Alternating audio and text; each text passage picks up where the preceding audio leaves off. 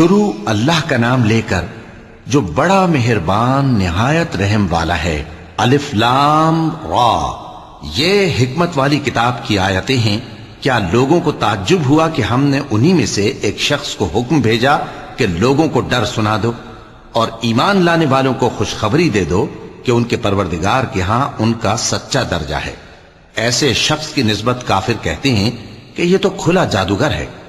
تمہارا پروردگار تو اللہ ہی ہے جس نے آسمان اور زمین 6 دن میں بنائے، پھر عرش پر جلوہ افروز ہوا۔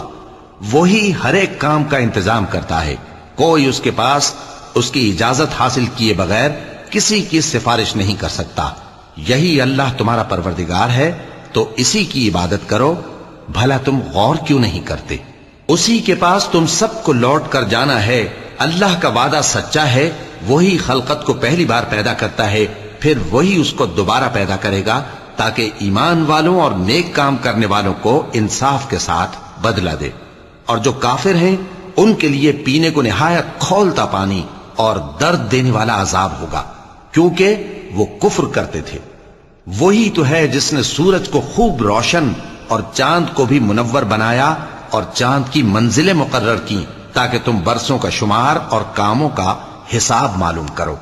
یہ سب کچھ اللہ نے تدبیر سے پیدا کیا ہے، سمجھنے والوں کے لیے وہ اپنی آیتیں کھول کھول کر بیان فرماتا ہے۔